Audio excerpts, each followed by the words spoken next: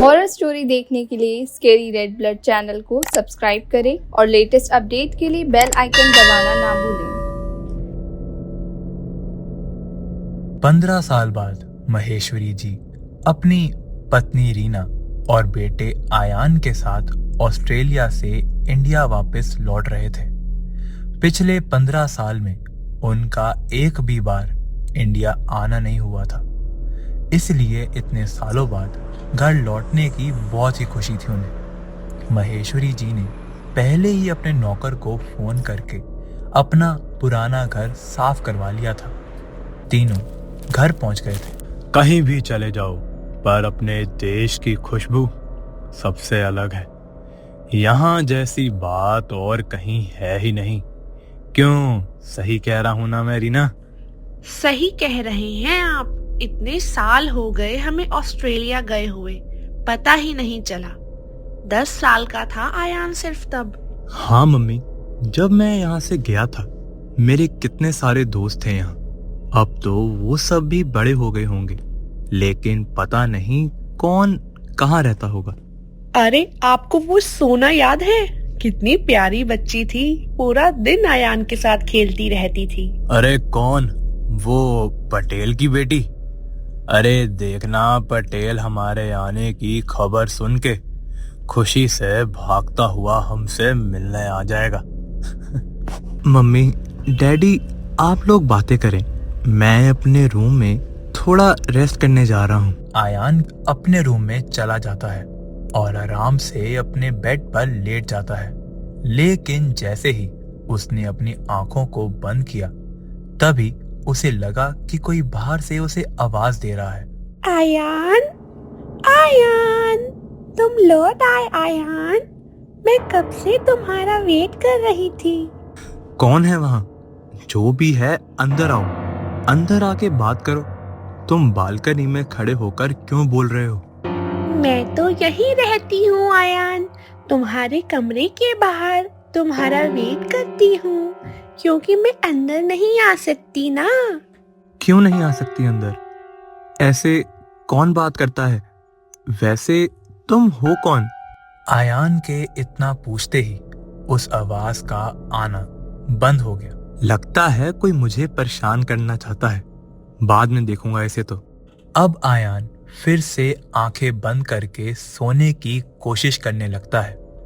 तभी उसने करवट बदली तो बेड की दूसरी ओर उसके अपने हाथ एक छोटी बच्ची लेटी दिखी, जिसे देखकर वो घबरा कर उठा।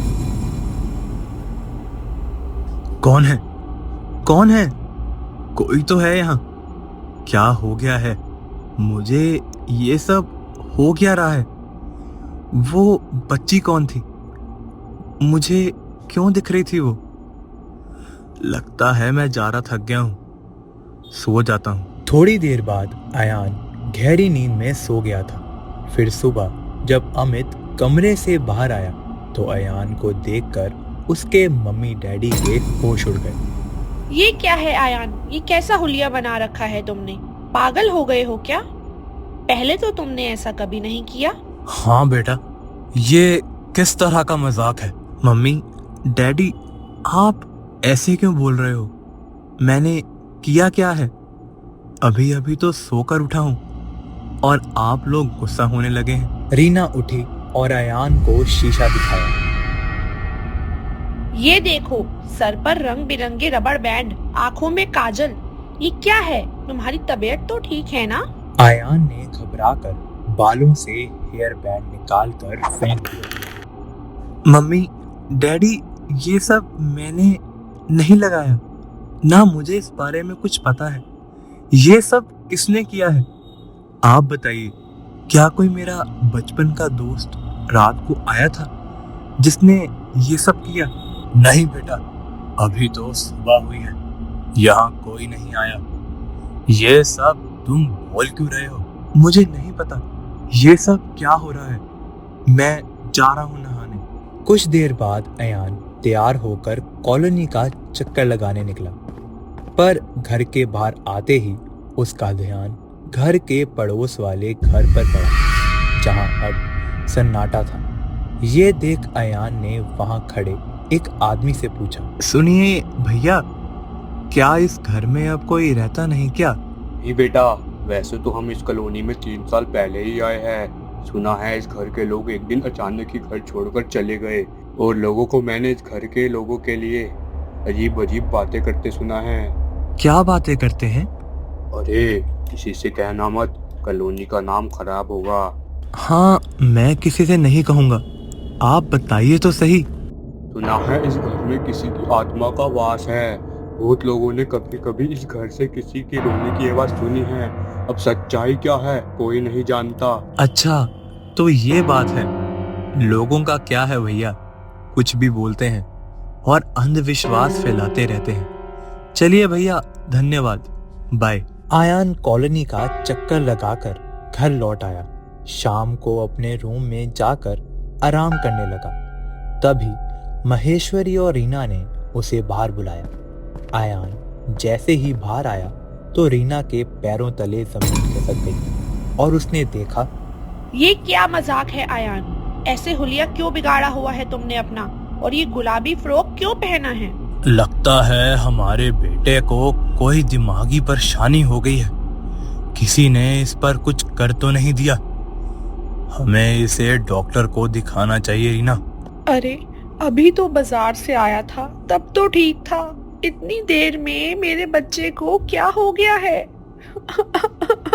आयान तभी एक छोटे बच्चे की तरह तालियां मार रहा था और मारते मारते हंसने लगा और छोटे बच्चे की तरह बार बार हाथ हिलाने लगा। मम्मा मम्मा, मुझे फ्रॉक पहनना बहुत अच्छा लगता है। आप मुझे मेरी पिंक बैंगल्स ला दो ना। बस अमित, ये मजाक बंद करो अब। अरे अंकल, मैंने कौन सा मजाक किया है? और मेरा नाम आयान नहीं है, सोना है। सोना का नाम सुनते ही रीना और महेश्वरी घबरा गए। उन्हें विश्वास नहीं हो रहा था कि आयान सोना का नाम लेकर उसके जैसे बर्ताव क्यों कर रहा है। उन्हें मालूम हुआ कि सोना की मौत हुए 15 साल हो गए हैं। आयान को उन्होंने सुला दिया। फिर रात को आयान के कमरे के बाहर से कुछ डरावनी आवाजें आने लगी। लौट आई हूँ, मैं लौट आई हूँ, और अब मैं यहीं रहूंगी तुम्हारे घर में। यहीं मैं खत्म हो गई थी। तुम तो बड़े हो गए हो, पर मैं तो छोटी ही रह गई। मैं सोना हूँ, मुझे अच्छा लगता है फ्रॉक पहनना। रीना ने फटाफट दरवाजा खोला तो वो देखती रह गई कि वहाँ आयान के पास एक 6 साल की लड़की का साया घूम रहा था। उसकी आवाज बिल्कुल आयान जैसी थी। मम्मी डैडी देखो, सोना वापस आ गई है और ये बिल्कुल पहले जैसी आई है। मुझे आइसक्रीम खाना बहुत अच्छा लगता है, मुझे बहुत पसंद है। प्लीज ले आओ ना। तुम बहुत अच्छी हो। मुझे तुम्हें उस दिन वहां से धक्का नहीं देना चाहिए था। ये मैं क्या सुन रहा हूँ?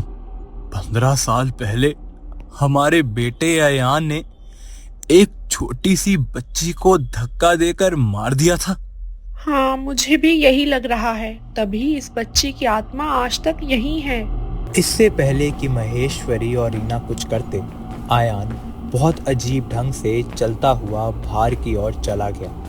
रीना और महेश्वरी भी उसके पीछे गए और उन्होंने देखा कि आयान कुछ टूटे हुए खिलौनों के पास जाकर बैठ गया है और तभी वहां वो छोटी लड़की सबको नजर आने लगती।